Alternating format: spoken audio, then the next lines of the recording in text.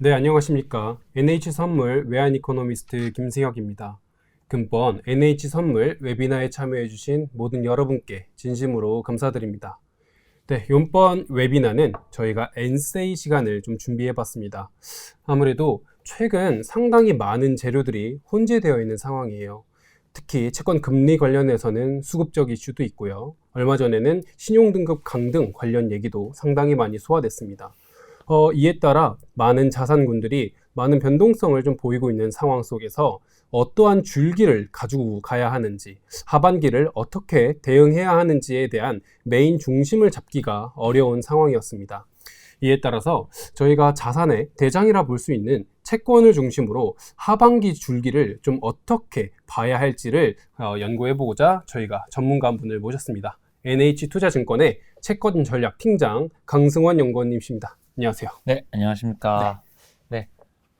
리서치 본부에서 채권 전략 담당하고 있는 강승원 연구원입니다. 최근에 채권 시장 변동성이 엄청나게 높은 상황이죠. 그러니까 되게 재밌는 게 올해 상반기 이후에 미국의 증시를 보면 빅스도 되게 안정적인데 저희가 지난주 금요일 종가 기준으로는 미국 증시는 사상 최고치에 이제 5에서 6%밖에 안 남은 상황입니다. 그래서 뭐 일각에서는 포모 장세다 이런 이야기가 들리우는데 반대로 채권 시장 같은 경우에는 올해 무브 인덱스라고 해서 채권 시장 변동성 지수가 있는데요. 그게 테이퍼 텐트럼 수준에서 유지가 되면서 심지어 미국 10년 금리가 저희가 지난주에 어쨌든 이번 금리 인상 사이클 고점 부근까지도 가는 것들을 저희가 장중에는 보셨을 텐데요. 중시에는 포모 그리고 채권 시장에서는 피어 그 자체가 있는 어떤 금융자산은 못 사서 걱정이 있는 장이고 채권 장세 같은 경우에는 사면 물릴까 걱정하는 장, 굉장히 조금 특이한 모습입니다. 왜냐하면 아까 앞서도 말씀 주셨지만 굉장히 혼란스러운 게 보통 증시가 굉장히 강하고 채권 시장이 약한 이 자산 사이클은 금리 사이클로 보면 금리 인상 초입 국면이나 보통 금리 인하가 시작되고 나서 중반부 정도에 나와요. 금리 인상 초입 국면에 경기랑 물가가 굉장히 강해서 채권은 별로 안 좋고 위험자산만 좋거나 아니면 진짜 금리 인하가 시작돼서 경기가 이제 반등하겠다라고 할 때 나오는 자산 사이클의 모습인데 지금은 사실 금리 인상이 끝났는지도 확언하기 시장에서는 어려운 상황이죠. 일각에서 한 차례 더, 심지어 두 차례 더를 이야기하시는 분도 계시고 저희 하우스 같은 경우에는 끝났다라고 보고 있고요. 인상이 끝났는지도 확언하기 어려운 이 금리 인상 사이클에서 나오는 자산 사이클의 모습은 확실히 과거의 잣대로는 조금 설명하기 어려운 모습들이 나타나고 있습니다. 그래서 굉장히 조금 어려운데 이 부분들에 대해서 저희가 아까 말씀 주셨던 대로 큰 줄기를 어떤 거를 중심으로 봐야 할지 위주로 좀 말씀을 드리고자 하고요. 그래서 그런 거 관련돼서 자료 보면서 좀 말씀을 드리도록 하겠습니다. 우선 제목 봐주시면 인상이 끝나고 난 뒤라고 잡아봤고요. 사실은 아까도 말씀드렸지만 지금 굉장히 조금 재료가 많아요. 금리 인상이 진짜 끝났는가? 물가는 어때? 경기는 어때? 그리고 최근에 수급 이슈 같은 게 너무나도 많이 섞여 있는데 역시나 어쨌든 시장의 메인 키는 금리 인상이 끝나냐 안 끝나냐일 것 같습니다. 결국은 그런 부분들이 결국 경제랑 물가 전망과 연결되는 부분들이기 때문에 이게 사실은 가장 중요한 첫 번째 기준이 될 텐데 일단 저희 하우스는 인상이 끝났다라고 보고 있기 때문에 우선 제목을 인상이 끝났다 그리고 그 뒤에 어떤 것들이 우리한테 이제 메인이 될까라는 좀 고민을 해보려고 제목을 잡아봤고요. 우선 저희가 아무래도 이 세미나가 진행되기 직전 주였던 지난주에 미국의 신용등급 강등 이벤트가 있었죠. 이 부분에 대한 이벤트지만 말씀을 좀 드려야 될 것 같아요. 워낙 관심이 높으시니까. 제가 제목에 어떻게 잡아놨냐면 이벤트보다 맥락이 중요하다라고 써놨는데 무슨 얘기냐면 저희가 미국의 등급 강등을 2011년에 한번 경험했던 사례가 있죠. 그러다 보니 등급 강등이라는 이벤트가 터지고 나서 많은 시장 참가자분들이 가장 먼저 그리고 쉽게 접근할 수 있는 생각이 똑같은 일이 벌어졌을 때는 어떻게 시장이 움직였는지를 많이들 물어보세요. 2011년의 이벤트와 지금의 이벤트가 똑같으면 시장이 같이 움직일 수도 있는 거 아니냐. 그런데 전혀 그렇지 않습니다. 맥락이 중요하다는 콜은 두 가지예요. 그 당시와 지금의 맥락이 굉장히 다르다라는 건데 2011년에 보시면 이벤트가 발생하고 나서 그 당시에 위험자산 가격이 급락하고 금리도 되게 빠르게 빠지는데 어떤 게 중요하냐면 2011년에는 등급 강등 전부터 시장의 화두가 사실은 재정위기였어요. 재정위기. 잘 기억하시겠지만 2008년에 금융위기를 미국과 글로벌 중앙은행들이 처음으로 제로금리 플러스 QE라는 걸 하면서 이겨냈고 한국에서 기억해보시면 차화정 랠리가 금융위기 이후에 강하게 나오다가 2011년에 국제유가가 100불 넘어가면서 유럽이 먼저 금리를 올렸죠. 그리고 나서 2011년에 이제 유럽에서 재정위기가 왔던 터인데 사실은 더블딥에 대한 고민이 많았다가 여기서 이제 등급 강등까지 맞은 거예요. 흔히 말하는 더블딥 우려가 불거졌다가 등급 강등까지 나오니 시장에선 극단적인 안전자산 선호로 이동을 했었는데 지금은 어떻죠? 저희가 등급 강등 한 주 전에 있었던 FOMC를 생각해 보시면 올해 3월 FOMC에서는 분명히 연준이 스태프가 공식적으로 올해 연말 경기 침체를 전망하고 있습니다라는 문구가 있었는데 금번회의에서는 어떤 이야기를 했냐? 우리는 공식적으로 더 이상 경기 침체를 전망하지 않는다라고 철회를 했어요.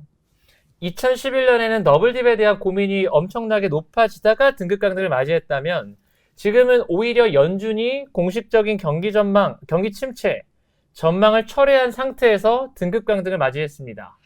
애초에 맥락이 전혀 다르기 때문에 이 이벤트를 해석하는 참가자들의 방법, 흔히 말하는 리액션 펑션도 다를 수밖에 없다라는 거고요. 어떤 맥락이 다를지를 생각해보고 여기서 이제 어떻게 이 문제가 다뤄질까 생각해 보시면 저희는 등급 강등 자체는 전혀 문제가 되지 않는다고 생각합니다. 핵심은 왜 등급 강등이 되었는가에 있고요. 왜 등급 강등이 되었는가라고 한다면 당연히 굉장히 많은 국가 부채가 발행되고 있기 때문이겠죠. 그래서 이거는 철저하게 저희는 경기 이벤트였던 2011년과 다르게 철저하게 수급 이벤트 정도로 저희는 해석하고 있고 이따가 저희가 경기와 통화정책 전망하고 나서 최근에 수급 이슈랑 연결지어서 말씀을 드리면 될 것 같습니다. 정확히 말하면 플러스 알파 정도의 개념인 것이지 등급 강등 자체가 게임 체인저는 전혀 아니다. 이 부분에 대한 먼저 선제적인 저희의 전제를 좀 깔고 말씀을 드려야 될 것 같고요.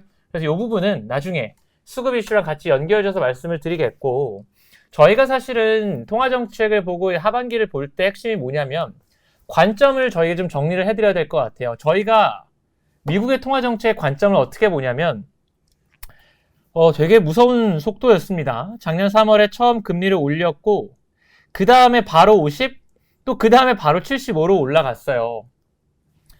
그리고 나서 저희가 작년 연말부터 다시 50, 올해 2월에 25로 내려왔는데 여기서 저희가 어떻게 관점을 좀 정리를 해드리냐면 저희 하우스 입장은 어쨌든 6월 달에 이번 사이클 들어서 처음으로 기준금리가 동결이 됐죠.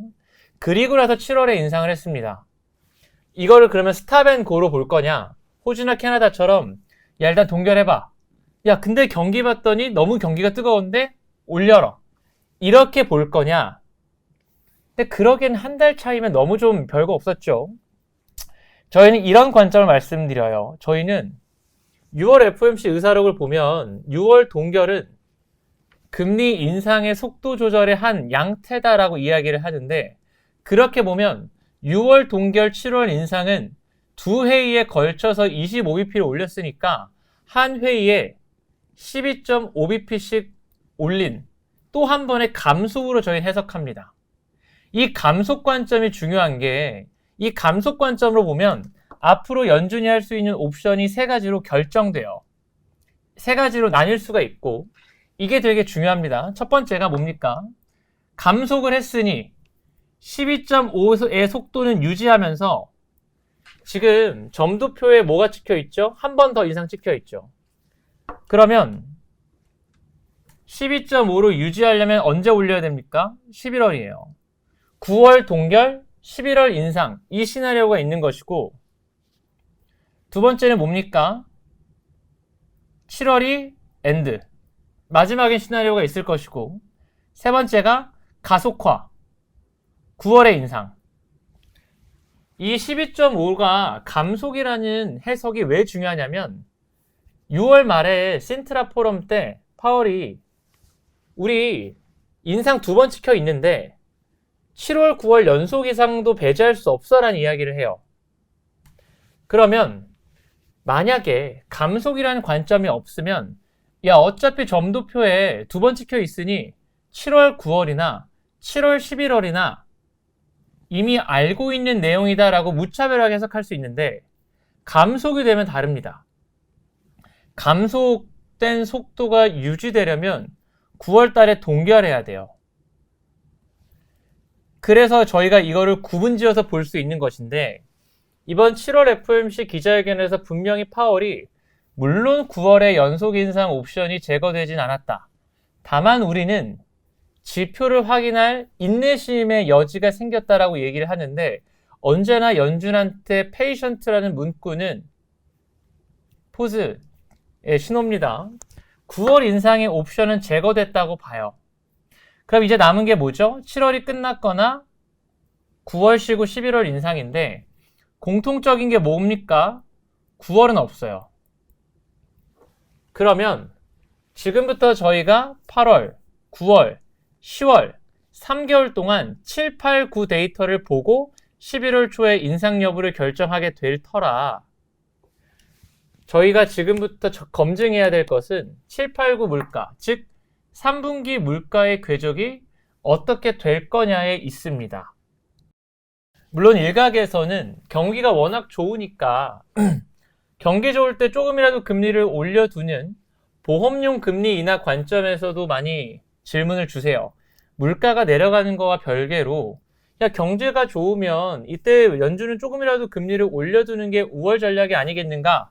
근데 어쨌든 이번 회의에서도 말했지만 금리를 결정하는 건 철저하게 물가라는 이야기를 하고 있고요. 경기보다는 물가라는 원칙에 대해서는 이번에 재확인해줬기 때문에 다시 말씀드리지만 저희는 이 두 가지 남은 시나리오 9월 동결 11월 인상 혹은 이제부터 인상이 없는가 이거를 결정하는 거는 결국은 7월, 8월, 9월 물가, 3분기 물가다라는 건데 뭐 당장 이번 주에 7월달 물가가 나오죠. 저희는 물가에 대한 어떤 관점을 갖고 있냐면 헤드라인에 대해서 큰 관심이 저희도 없습니다. 물가에 대해서 가장 많은 질문이 야 에너지 가격 때문에 최근에 굉장히 빠른 속도로 물가가 빠진 것이지 실제로 에너지 가격의 엽기저가 사라지고 최근에 유가가 올라오니 헤드라인이 올라오지 않겠는가? 그거를 모두가 알고 있어요.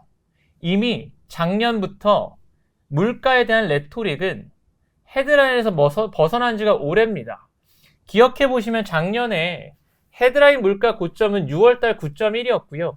근데 막상 미국의 10년 금리 고점이 꺾인 건 언제였죠? 작년 10월 달에 미국의 근원 물가가 처음으로 피크아웃을 한 때가 미국 10년 금리 고점이었어요. 이미 저희는 작년 4분기부터 물가에 대한 레토릭은 분명하게 헤드라인이 아니라 코어 그리고 서비스가 가져가고 있습니다. 연준이 물가를 세 가지로 구분해서 얘기를 해준 거지 헤드라인이냐 코어라 이렇게 나누지도 않았어요. 우리는 앞으로 뭘 볼 거냐면 물가를 재화, 서비스, 주거비로 볼 건데 재화는 끝난 것 같아. 이렇게 작년부터 얘기를 하거든요. 실제로 재화는 올해 마이너스까지 갑니다. CPI 기준. 이건 이제 관심도 없어요. 저희가 어떤 생각을 하냐면 파월도 무슨 얘기를 하냐. 우리가 물가를 왜 무서워하냐면 수요 견인 인플레가 나올 경우에는 이게 선순환에 대해서 계속 올라갈 수 있는 거다. 수요 견인 인플레를 나타내는 가장 중요한 물가가 서비스 물가. 그리고 특히 그 중에서도 요즘은 많이 들어보셨을 텐데 슈퍼코어 서비스 CPI라고 하죠. 그러니까 서비스 물가라는 게 왜 중요하냐면 결국은 이거는 에너지나 원자재 가격 같은 게 다 반영된 최종재에 대한 수요예요. 그것도 심지어 저희가 놀고 먹는 거예요. 운동 가시고 짐 가시고 머리 깎으시고 공연 보러 가시고 이런 진짜로 내가 번 돈 갖고 쓸 수 있는 서비스 소비가 그 나라의 수요 견인 인플레를 나타낸다고 하는 건데 그래서 그 중에서도 에너지 빼고 무조건 내야 되는 주거 서비스비 빼고 찐으로 우리가 진짜 놀고 먹는데 얼마나 쓸까? 이거를 슈퍼코어 서비스 물가라고 하는데 이 부분에 대해서 저희는 의외로 어떤 생각이냐면 시장 예상보다 굉장히 빠르게 둔화되고 있다. 오히려 시장에서 너무 헤드라인에 집중하다 보니까 이 부분에 대한 이야기가 많이 없는 것도 같다고 느껴요. 지금 여기 보시면 미국의 슈퍼코어 서비스 물가가 9개월째 하락을 하는 데다가 YY 기저효과만 있는 거냐? 막대 그래프 MOM을 봐주시면 연초 대비 반도 안 됩니다. 이게 결국은 무슨 얘기냐면 미국의 소비가 경기 침체와 거리가 멀다 라는 게 과열을 의미하는 건 아니죠. 침체가 아니다와 과열이다는 다른 얘기고요. 일단은 미국의 소비가 침체와 거리가 멀다라는 건 오케이. 하지만 어쨌든 수요 견인 인플레이션은 약화되고 있다. 저희가 이번 코로나 국면에서 새롭게 만들어진 지표들이 되게 많은데 서비스만 모아둔 스티키 인플레이션도 주거비를 빼고 나면 지금 이미 9개월째 빠지고 있습니다. 저희는 물가 하락에 대해서 너무나 확대 해석하는 것을 언제나 경계해야겠으나 최근에 미국의 물가 하락을 폄훼할 필요도 없다라는 생각이고요. 핵심은 물가가 하락하고 있더라라는 거고 여기 좀 봐주시면 저희가 조금 강조드리고 싶은 것 중에 하나가 거기다 더해서 최근에 서비스 물가가 하락하니까 연준이 레토릭을 조금 바꿔서 근데 근원 물가가 좀 안 빠지지 않았어? 근원 물가 빠지는 걸 보고 싶어라는 이야기를 하는데 저희가 요 차트는 작년부터 관심 있으신 분들은 너무 많이 보신 차트인 터라 이거는 짧게 말씀드리고 조금 새로운 아이디어를 말씀을 드릴게요. 이 차트가 작년부터 연준도 심지어 파월도 공식적으로 쓴 차트입니다. 뭐냐면 미국의 그 주거비가 미국 근원 물가에서 제일 큰 비중을 차지하죠. 그런데 예를 들어 이런 거예요. 저희가 월세 계약을 하면 이번 달 100만 원, 다음 달 120, 그 다음 달 150 매달 계약을 다시 하는 것이 아니라 한 번 계약을 하면 1년에서 1년 반 정도 한대요. 미국은. 그래서 미국의 CPI 바스켓에 들어가 있는 주거비가 1년 반 전 거라는 거예요. 그래서 지금 보시면 이 차트가 미국 CPI 바스켓 안에 들어가 있는 주거비인데 이거는 신규 계약 기준 주거비입니다. 신규 계약 기준 주거비가 작년 2월부터 피크아웃 했어요. 그래서 작년에 이게 계속 올라갈 때도 다들 무슨 얘기를 했냐면 주거비가 대략 올해 그러니까 16개월 기준으로는 올해 한 8월 9월쯤에는 빠질 거라고 봤는데 저희가 실제로 이번에 나오는 게 7월 달이죠. 4월부터 4, 5, 6, 3개월 동안 드디어 주거비가 피크아웃하기 시작했습니다. 시차를 감안하면 내년 상반기까지는 주거비가 하락할 거예요. 막대 그래프 전월비 봐주셔도 연초 대비 딱 반토막 났습니다. 그래서 의외로 어떤 생각들을 하냐면 헤드라인 기준으로는 반등할 거야 라고들 말씀하시지만 반대로 어쨌든 작년부터 미국 10년 금리의 코어였던 코어 물가는 그리 범피하지 않게 연말까지 안정적으로 빠질 거로 봐요. 그 증거로 하나 재미있게 차트 하나 그려놨는데 이런 아이디어가 있을 수 있죠.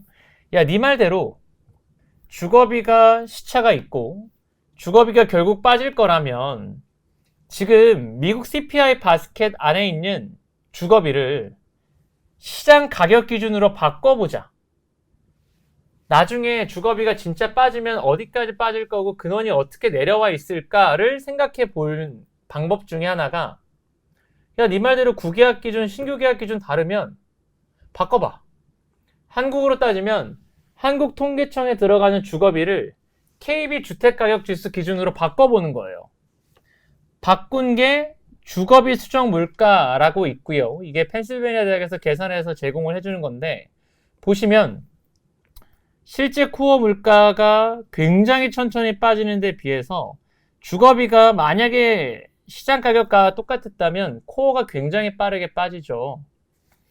어떤 말씀을 드리고 싶은 거냐? 펜실베니아 대학이 이거를 계산할 때 참고하는 주택 모델과 어쨌든 미국의 BLS가 보는 모델이 다를 거기 때문에 이게 여기까지 되게 빨리 내려올 겁니다. 이 말씀을 드리려는 게 아니라 적어도 이 차트의 시사점은 뭐냐. 지금 코어 물가가 왜 안 빠져요? 라는 질문에 답은 할 수 있다는 이야기예요. 소비가 좋아서 안 빠지나? 그러기에는 슈퍼코어 서비스 물가, 진짜 찐으로 얘기할 수 있는 서비스가 9개월째 빠지고 있고 제야 물가는 심지어 마이너스까지 갔고 근데 왜 코어가 안 빠져? 그것에 대한 범인 찾기 정도는 할 수 있고 그 범인 찾기의 정답은 주거비라는 거예요. 근데 그 주거비가 지금 이제 막 3개월 빠졌으니 적어도 연말까지 주거비 중심으로 코어 물가는 다시 말씀드리지만 그리 범피하지 않을 것 같아요. 그러면 7월, 8월, 9월 3개월 동안 서비스 물가, 주거비가 빠지고 근원 물가의 안정화 흐름이 확인되면 여기서 사실 11월 초에 연준이 금리를 올릴까? 에 대해서는 저희는 좀 회의적이다라고 생각을 말씀을 드리고 그리고 이건 약간 보너스 같은 건데 3분기 보너스 뭐냐면 미국 애들이 이제 4월달, 5월달에는 계절적으로 중고차를 엄청 많이 삽니다. 그런데 이번에 4월, 5월달에는 너무나도 말도 안 될 정도로 미국 물가 바스켓 안에 있는 중고차 가격 상승률이 전월비로 4% 넘게 올라요. 그럼 연율하면 거의 50%니까 엄청 오른 거죠. 근데 이 중고차 가격에 선행하는 맨하임 지수가 3개월 연속 전월비로 하락했기 때문에 6월달부터 이제 이게 빠지죠. 아마 7월달, 8월달은 전월비로 더 많이 빠질 거로 보고요. 이게 뭐가 많이 중요해? 실제로 5월달 근원 물가가 안 빠져 라고 얘기했을 때 중고차 가격이 기여도 두 번째였습니다. 다시 말씀드리지만 7, 8, 9는 의외로 근원 물가 관점에서는 굉장히 안정적인 흐름이 확인될 개연성이 높다라는 게 저희들 생각이고 여전히 시장에서는 한 차례 더 인상 그리고 심지어 추가 주차례 보시는 분들도 여전히 계신데 저희가 보기에는 7, 8, 9 물가가 나쁘지 않으면 9월달 물가 10월달 확인되니까 8, 9, 10의 물가지표 발표될 때마다 연준의 추가 인상에 대한 확률은 시차를 두고 점점 낮아질 것 같다.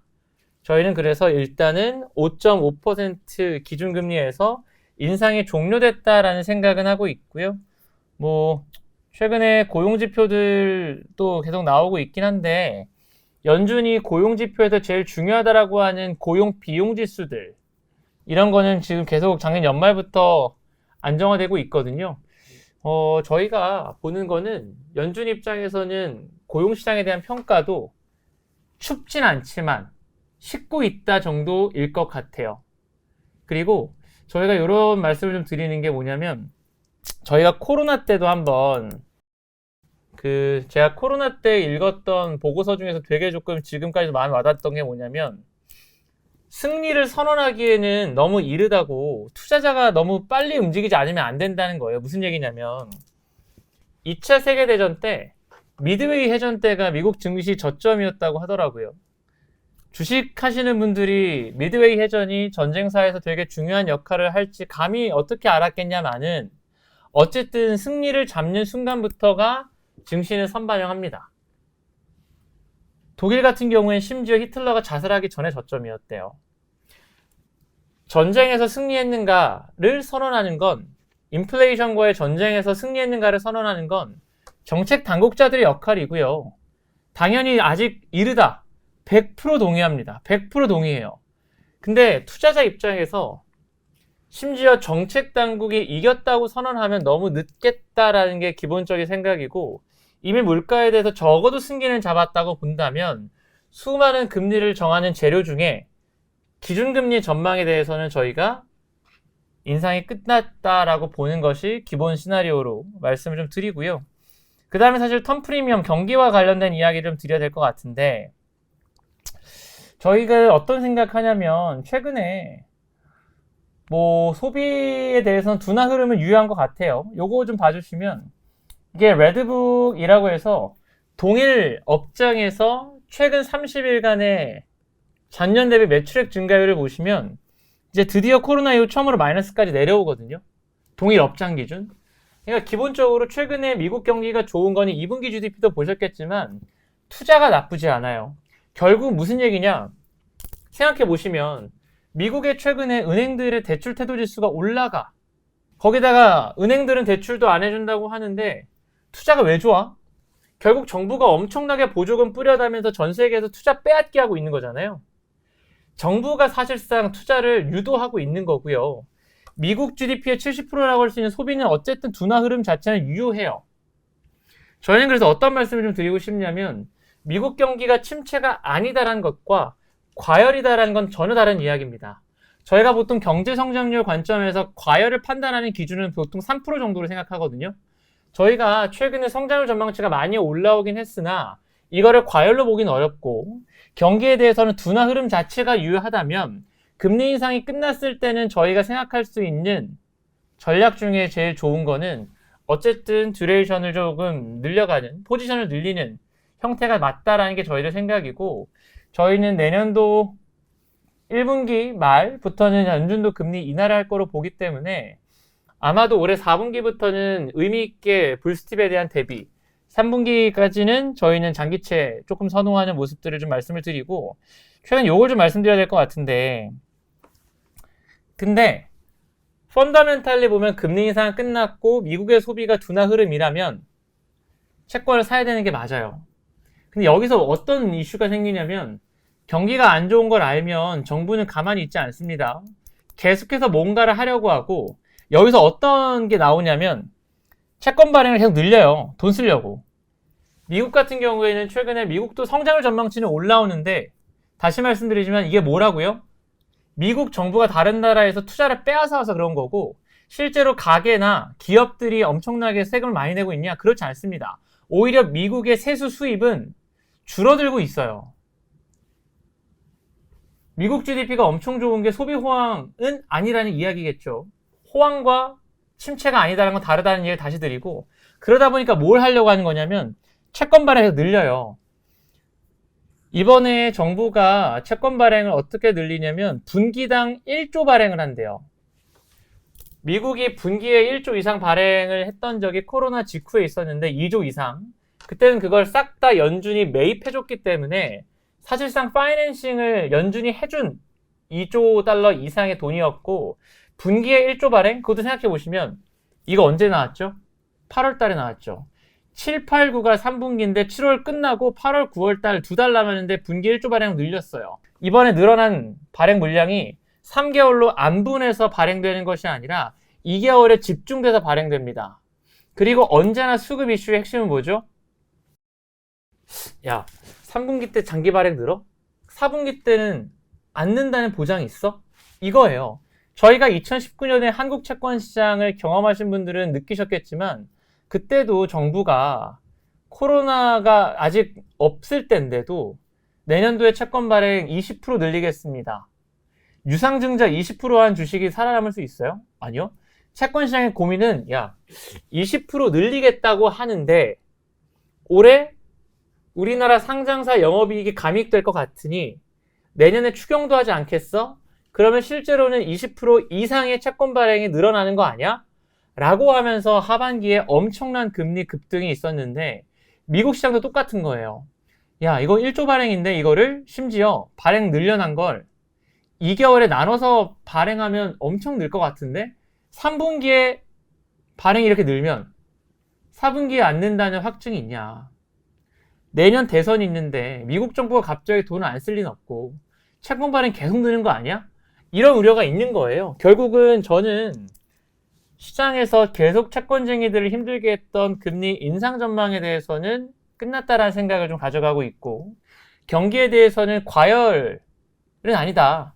침체가 아니라는 걸 오해하지 말자. 둔화 흐름 자체는 유효하다. 특히나 연말에 소비가 둔화될 거다. 그런데 여기서 마지막 장기금리 관점에서 수급 이슈가 튀어나온 거죠. 왜 신용등급 이야기를 처음에 서두에 드리면서 저희가 그것을 철저하게 경기 이벤트가 아니라 수급 이벤트로 보냐? 이러니까 강등이 된 겁니다. 작년부터 계속해서 채권 발행이 늘고 있으니까. 거기다가 최근에 문제는 뭐냐면 작년 영국을 좀 떠올려 보세요. 영국을 좀 떠올려 보시면 작년 9월 달에 영국이 어떤 소요 사태를 겪었는지 다시 좀 복기를 해드리겠습니다. 9월 달에 트러스 신임 총리가 들어오고 나서 대규모 세제 인하를 하고 대규모 경기 부양 정책을 이야기를 해요. 근데 그 전주에 영란은행이 국채 매도를 포함한 1년 동안의 QT 얘기를 합니다. 공급이 엄청나게 느는데 수요가 줄어들어. 그러면서 9월 27일로 기억하는데 하루 만에 모든 만기에서 영국의 금리가 20에서 30pp씩 급등해요. 결국 그때 어떻게 해결됐죠?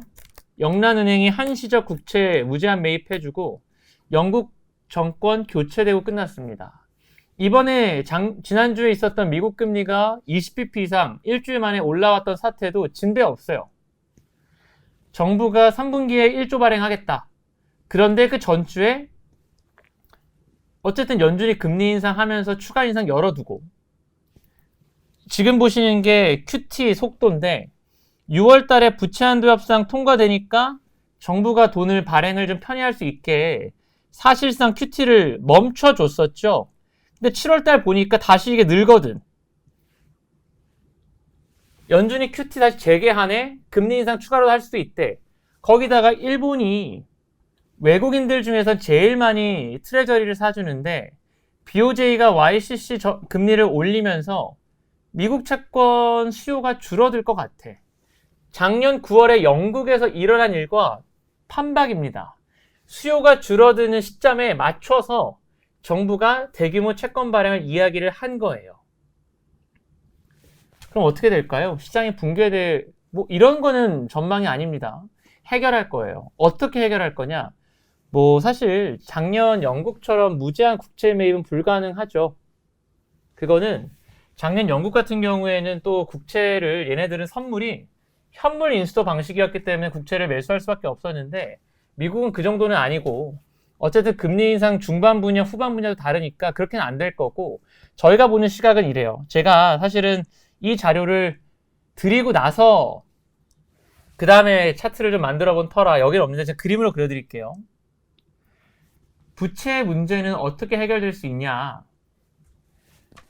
금융위기 이후에 워낙 글로벌 전 세계적으로 채권 발행이 늘고 국가 부채가 느니까 과연 어느 정도의 규모가 유지 가능한가에 대한 수많은 연구가 있었어요. 그런데 숫자로는 안 나와.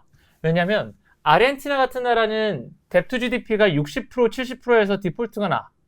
근데 일본은 어떻죠? 일본은 지금 250%인데 디폴트 안 나죠. 미국 이제 막 100%예요.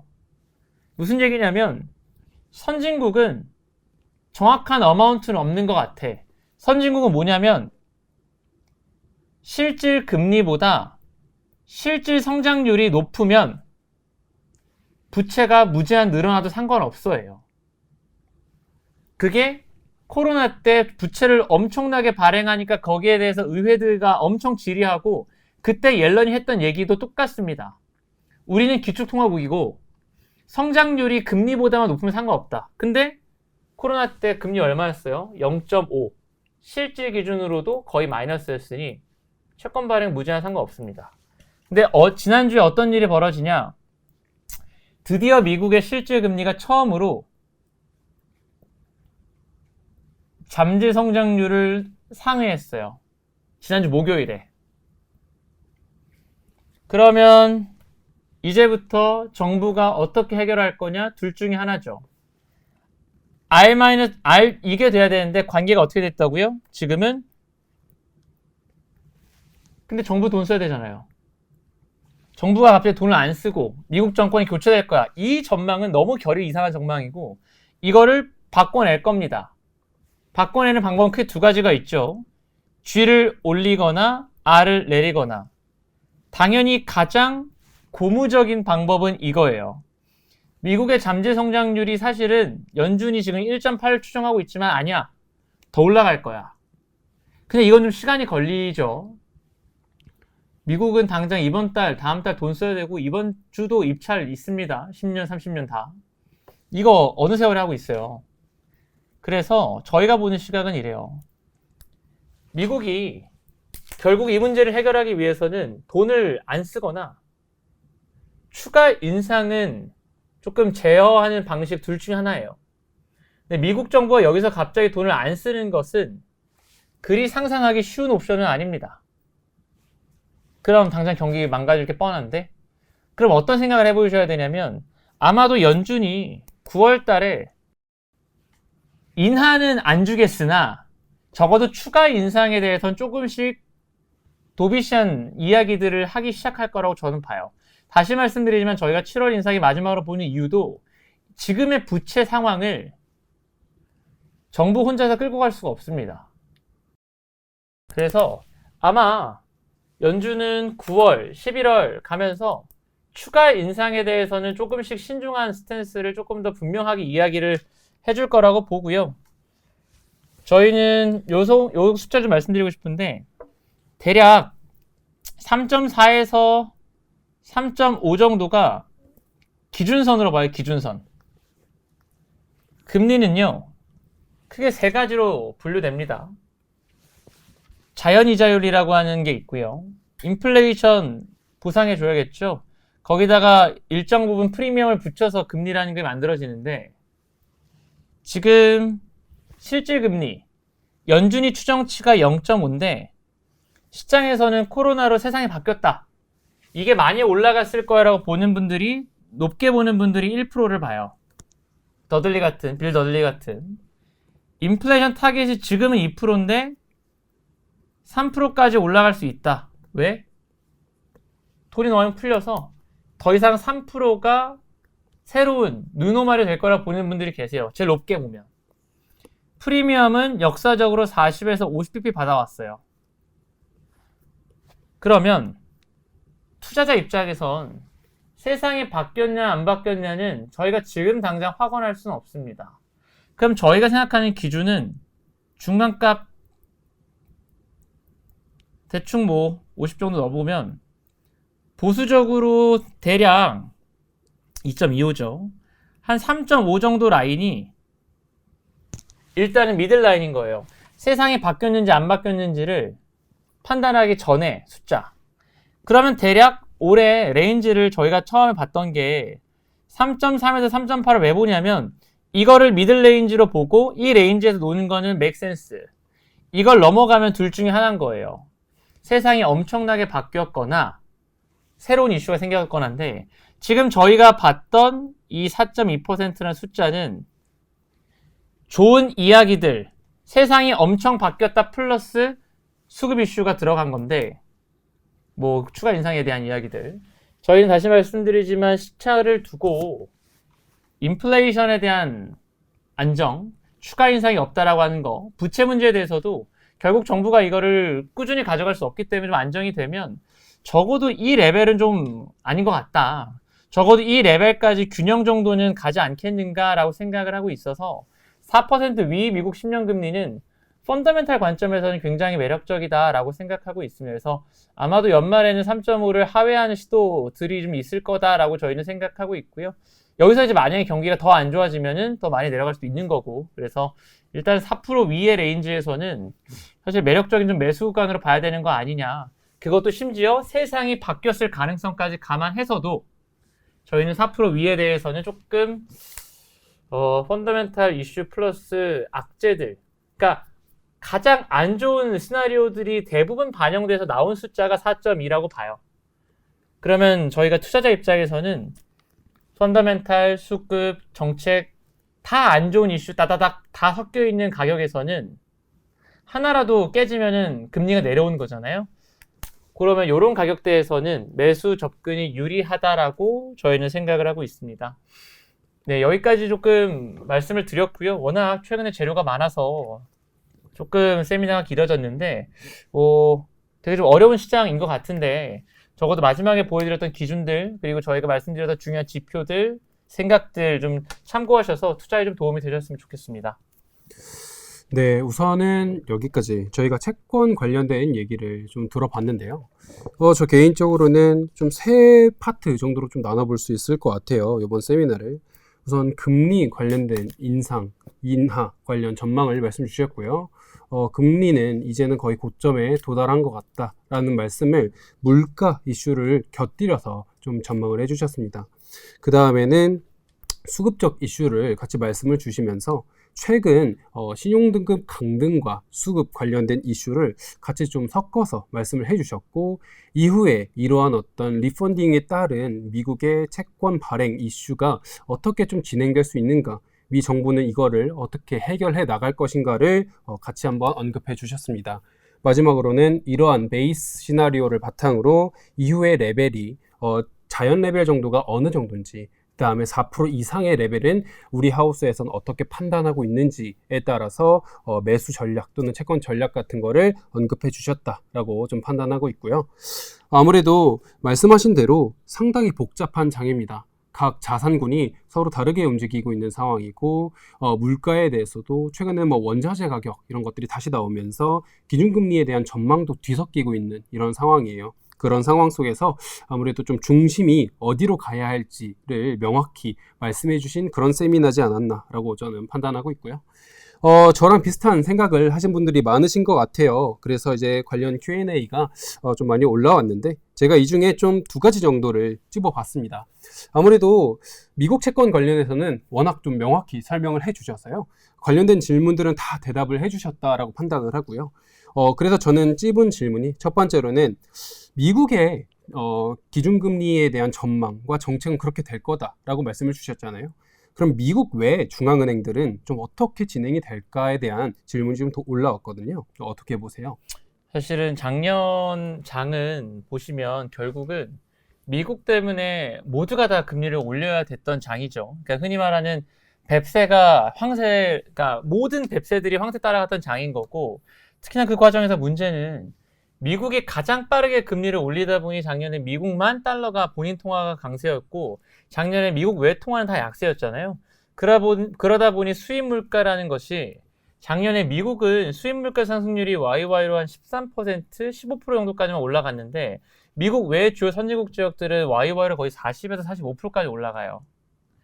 그 2차 파동 효과가 미국보다 주요 선진국들 물가를 조금 더 늦게 고점을 형성하게 되게 만든 이유인데, 반대로 말하면 무슨 얘기냐면, 미국의 금리 인상이 마무리가 된다면 미국 때문에 어쩔 수 없이 경기 대비 높은 수준까지 금리를 올려야만 했던 영국이나 유럽 같은 나라들은 사실은 여기서 더 강하게 인상을 막 하고 싶지는 않을 거다라고 저희는 생각해요. 저희는 실제로 ECB 역시도 인상 사이클이 종료됐다라는 생각을 좀 하고 있고, 이제 그런 관점에서 최근에 보시면 지금까지는 미국 상반기까지는 미국보다 미국 외 지역의 통화 모멘텀이 더 긴축적이었죠.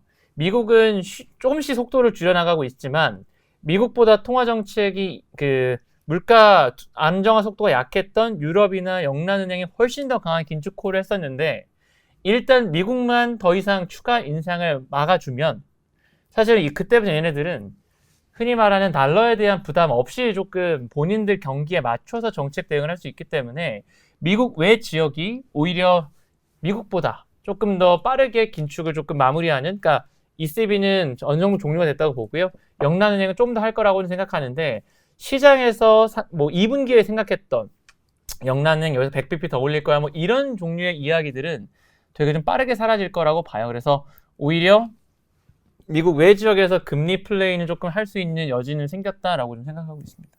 네, 아무래도 저도 이제 말씀하신 걸 들어보니까 최근에 이제 ECB 위원 중에 좀 매파적으로 분류되고 있는 노트 위원 같은 경우가 본인의 발언을 조금은 매파적에서 도비시적으로 바꿨던 기억이 좀 나는데요.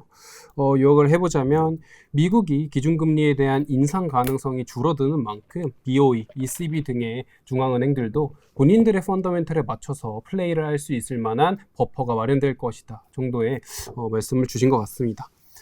두 번째로는 이것도 미국 외 중앙은행인데 최근에 많이 좀 각광받고 있는 일본 관련된 얘기예요. 최근에 이제 YCC에 대해서 아무래도 유동성을 주겠다 뭐 이런 얘기도 있었는데, 그럼 BOJ에 대한 생각은 좀 어떻게 보세요? 사실 최근에 가장 많이 물어보시는 권역 혹은 중앙은행이 미국 다음으로는 일본인 것 같아요. 그러니까 일본이 워낙 다들 막 금리 인상이네 뭐네 할 때 혼자 금리 인상 안 하고 있다가 이번에도 사실은 기준금리 정책을 건든 것이 아니라 YCC 정책을 건든 거고, 그것도 생각해보시면 0.5에서 1%라고 하는데요. 0.5에서 0.60 올린 거는 시장금리를 끌어올리겠다는 의지예요. 근데 0.5에서 1%는 의도가 딱히 없습니다. 예를 들어서 너무 말도 안 되는 숫자를 던져버리면 사실 거기까지 가려는 게 아니라, 그러니까 지금부터 무슨 얘기냐면, 지금까지 일본은 0.5, 0.30 이런 식으로 타이트하게 본인들의 레인지를 주면서 되게 약간 엄마처럼 시장을 우쭈쭈쭈 해줬다면, 이제부터는 진짜 말 그대로 법 같은 느낌이에요. 1%를 넘어가면 우리가 그때부터는 강하게 제어할 텐데, 그 이하에서는 시장이 알아서 판단해라 라는 이야기고, 더 중요한 건 사실은 이걸 보셔야 되는 게, 저희가 일본을 볼 때 제일 가장 코어 뷰가 뭐냐면, 일본이 진짜 긴축하고 싶을까? 라는 질문부터 시작해요. 무슨 얘기냐면, 그 나라 물가가 얼마나 높은지를 평가할 때요, 보통은 이제 물가 상승률을 보시죠. 기울기입니다. 이게 과거의 물가 상승률이 어떠했는가는 잘 못 봐요. 그거는 기울기니까. 그래서 방법 중에 하나가 뭐가 있냐면, 프라이스 레벨을 보는 겁니다. 물가 지수를 보고 이론적인 선을 한번 그어보는 거예요. 2000년이든 2005년이든 기준선 딱 찍어보고, 그때부터 2%로 기울기가 올라갔으면 어느 정도 지수대에 우리가 지금 와 있어야 되냐. 그리고 실제 지수를 그려보는 건데, 미국이나 영국이나 유럽이나 한국이나 이론적인 지수대를 다 이번 코로나 때 넘어섰습니다. 과거의 저물가의 상흔을 지운 거예요. 일본은 아직 못 지웠어요. 일본은 최근에 물가가 뭐 30년 내 최고치다 의미가 없어요. 30년 동안 저물가였기 때문에 아직 프라이스 레벨로 보면 과거의 저물가에서 벗어났다고 하기 어렵습니다. 그래서 지금까지 혼자서 우리는 금리정책 안 건드릴 거야 하고 저렇게 독불장군처럼 있었던 것이고, 저희는 그 관점에서 이번의 변경도 그렇게 매파적이냐, 전혀 그런 것 같지 않아요. 다시 말씀드리지만 1%까지 끌어올리기 위함이 아니라 시장에 자율권을 준 것이고, 알아서 해라. 거기다가 이번에 전망을 보시면 올해 전망치 물가 전망을 크게 올렸는데 내년은 또 크게 낮춰요. 일본이 보는 물가 궤적은 올해 올라갔다가 내년 다시 2% 밑으로 내려갑니다. 평균치가, 연간 평균치가 2% 조금 안 되면 내년 연말은 방향성을 보면 2%를 많이 하회할 거예요. BOJ는 아직도 저물가를 우려하는 중앙은행이라는 게 저희가 보는 핵심 포인트예요. 그래서 저희는 이번 BOJ의 YCC 수정에 대해서 매파적이다라고 생각하지는 않고요.